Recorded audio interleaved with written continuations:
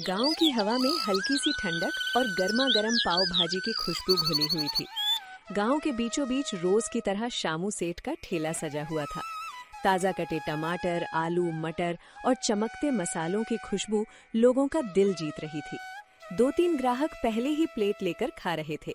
तभी एक ग्राहक मुस्कुराते हुए बोला, अरे शामू सेठ, एक सच बात बताइए, मजाक मजाक में ही सही, कौन सी कंपनी का पाव भाजी मसाला डालते हो? इतना स्वाद आता ही कैसे है? अरे भाई, मैं किसी कंपनी का मसाला नहीं डालता। मसाला तो मैं खुद बनाता हूँ। ओह, तभी तो आपकी पाव भाजी में इतना स्वाद है। प्लेट देखते ही मुंह में पानी आ जाता है सेठ। और हाँ, सब सब्जियां भी ताजी होती हैं, मसाले अच्छे होते हैं, वही असली बात है। अच्छा सामान, अच्छा स्वाद।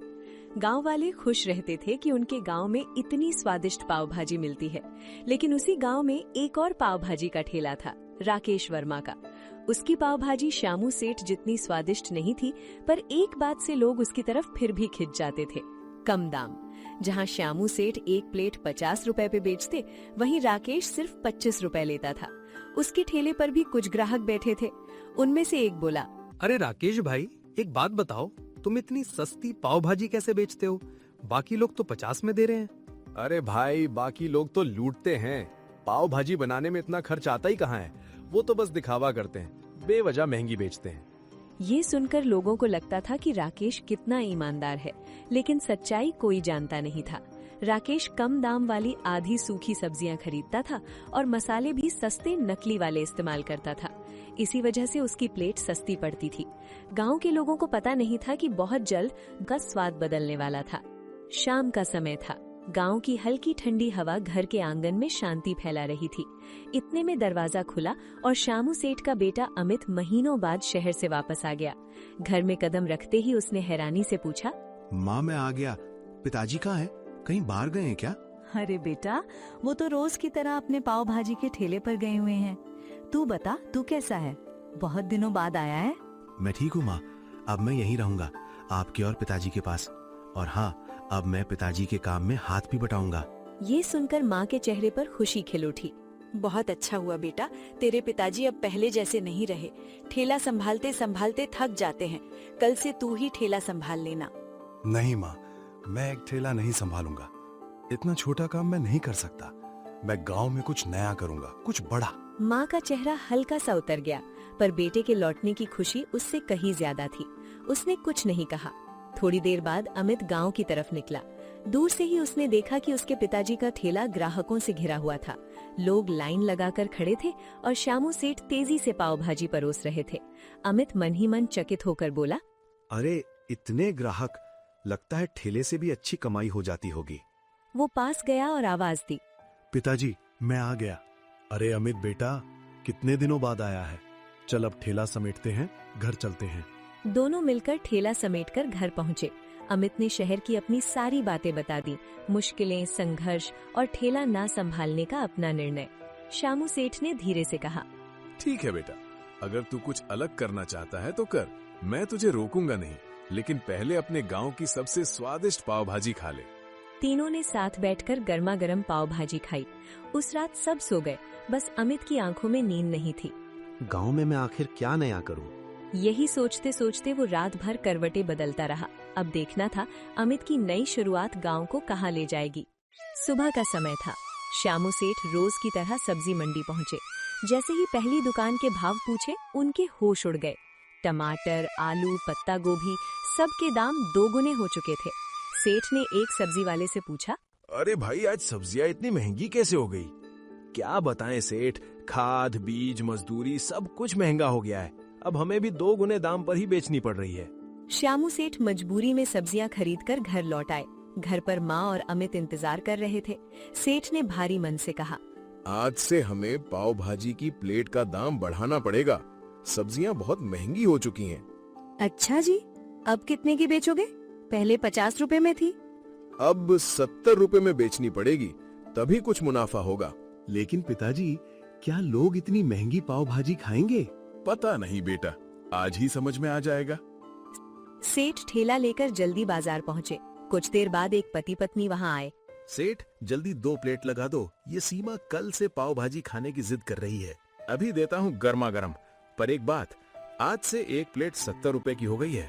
अरे सेठ, 70 रुपए? इतनी महंगी?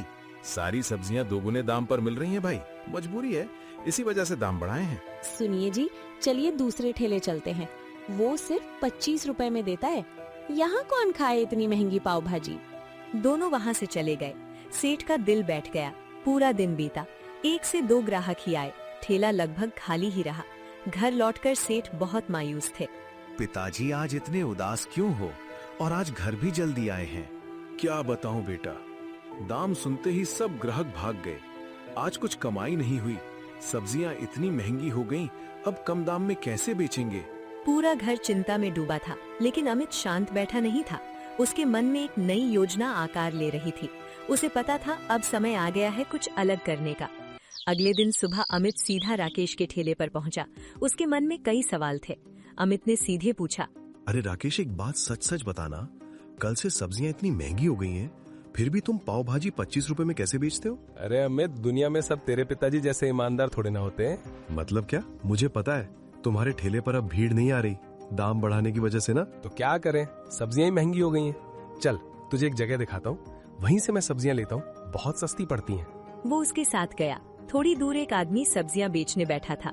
वहाँ कुछ ताजी और बहुत सारी सूखी मुरझाई हुई सब्जियां रखी थीं। राकेश ने कहा, देखिए, सूखी सब्जियां सस्ती मिलती हैं, स्वाद में भी ज्यादा फर्क नहीं पड़ता है। अरे राकेश, अगर हम ऐसी सब्जियां इस्तेमाल करें तो ग्राहक बीमार भी पड़ सकते हैं। अरे कुछ नहीं होता, मैं सालों से यही सब्जियां इस्तेमाल कर रहा हूँ, अब तक एक भी ग्राहक ने शिकायत नहीं की। कुछ देर चुप रहा। उसके मन में हलचल थी। ठेला फिर से चलाने की इच्छा और सस्ती सब्जियों का खतरा दोनों दिमाग में घूम रहे थे। आखिरकार उसने धीरे से कहा, ठीक है, आज ट्राई करता हूँ। राकेश ने सस्ती सूखी सब्जियां खरीदी और अमित को वापस ठेले पर ले आया। अमित ने बिना पिता को बताए ठेला शुरू किया। कुछ देर में पहला ग्राहक आया। अरे अमित, आज पिताजी नहीं आए? नहीं, उनकी तबीयत थोड़ी खराब है, इसी वजह से आज मैं आया हूँ। और पाव भाजी का दाम कम किया कि नहीं, या अभी तक उतना ही है? हाँ हाँ, किया है। आज से एक प्लेट सिर्फ 25 रुपए। अरे वाह, तो एक प्लेट गर्मा गर्म पाव भाजी दे दो। धीरे धीरे भीड़ बढ़ती गई। अमित ने दिन भर की सस्ती सूखी सब्जियों से बनी सारी पाव भाजी बेच दी। शाम को वो खुशी से घर लौटा। पिताजी, आज बहुत कमाई हुई, ठेला पूरा बिक गया। वाह बेटा, बहुत अच्छा, अब ठेला तू ही संभाल लिया कर। लेकिन अमित चुप रहा। उसने दाम कम किए थे, खराब सब्जियां इस्तेमाल की थीं और ये बात उसने सेठ को नहीं बताई। उस रात अमित के दिल में एक अजीब सी बेचैनी थी। क्या वो सही रास्ते पर जा रहा था या बड़ी गलती कर रहा था? अगले दिन सुबह सुबह अमित बड़ी खुशी से अपना ठेला फिर से लगाने निकल पड़ा। अब उसे लग रहा था कि सस्ती सूखी सब्जियों से भी काम चल जाएगा। उसने सब कुछ सजाकर पाव भाजी बनानी शुरू ही की थी कि दूर खड़ा राकेश उसे ध्यान से देख रहा था। उसके चेहरे पर चालाक मुस्कान थी। राकेश मन ही मन बोला, अब फंसा शामू सेठ का बेटा, आज तो इसे खत्म कर ही दूंगा। वो सीधा गांव के सरपंच जी के पास पहुंचा और परेशान होने का नाटक करते हुए बोला, सरपंच जी, हमारे गांव का जो शामू सेठ का पाव भाजी का ठेला है ना, अब वो सूखी सड़ी हुई सब्जियां इस्तेमाल करते हैं। अरे राकेश, झूठी बातें क्यों फैला रहा है? मैं खुद हमेशा उनकी पाव भाजी खाता हूँ, मुझे तो कुछ गड़बड़ नहीं लगी। आपने 10 से 15 दिन पहले खाई होगी। अब उनका बेटा ठेला चला रहा है और वो कल से ही सस्ती सूखी सब्जियां डाल रहा है। सरपंच को थोड़ी चिंता हुई। अच्छा, अगर ऐसा है तो चल अभी चलकर देख लेते हैं। सरपंच और गांव के कुछ लोग अमित के ठेले की ओर गए। सरपंच ने सख्त आवाज में पूछा, अमित, क्या तुम सस्ती खराब सब्जियां इस्तेमाल कर रहे हो? नहीं सरपंच जी, मैं तो अभी ताजी सब्जियां मंडी से लाया हूँ, देख लीजिए। सरपंच ने चारों तरफ देखा, सब बिल्कुल ठीक था।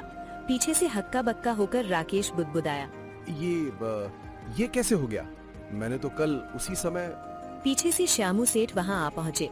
चेहरे पर हल्की मुस्कान थी। सेठ बोले, सरपंच जी, अब जरा इस राकेश के ठेले पर भी एक बार चलिए। सब लोग राकेश के ठेले की ओर बढ़े। वहाँ पहुँचते ही सब दंग रह गए। ठेले के कोने में सूखी मुरझाई सड़ी सब्जियां भरी पड़ी थी। सरपंच जी गुस्से से गरजे, राकेश, तू दूसरों पर इल्जाम लगा रहा था और खुद यही खराब सब्जियां इस्तेमाल करता है। मैं वो आज से तुम्हारा ठेला गांव में कभी नहीं लगेगा, ये तुम्हारी सजा है। राकेश चुपचाप सिर झुकाकर बैठ गया। उसे समझ नहीं आ रहा था कि अमित के ठेले से खराब सब्जियां गायब कैसे हो गई। अमित और सेठ घर लौटे। रास्ते भर अमित सेठ की तरफ देखता रहा। घर पहुंचते ही वो बोल पड़ा, पिताजी, मुझे माफ कर दीजिए, मैं लालच में आकर गलती कर बैठा। कोई बात नहीं बेटा, इंसान से गलती होती है, पर तूने अपनी गलती समझ ली, यही काफी है। पर पिताजी, आपको कैसे पता चला कि राकेश सरपंच जी के पास शिकायत करने गया है? अरे बेटा, मैं तेरे पास ही आ रहा था। रास्ते में उसकी सारी बातें सुन ली, फिर मैंने भी एक चाल चली और उसे उसी के जाल में फंसा दिया। वाह पिताजी, आप तो बहुत होशियार निकले। बेटा, याद रखना, सब्जियां कितनी भी महंगी हो जाएं, कभी भी खराब सब्जियां लोगों को नहीं खिलानी। ईमानदारी से किया गया काम ही सबसे बड़ा होता है। हाँ पिताजी, मैं हमेशा इस बात को याद रखूंगा। और इस तरह एक लालची पाव भाजी वाले की चाल उसी पर भारी पड़ गई।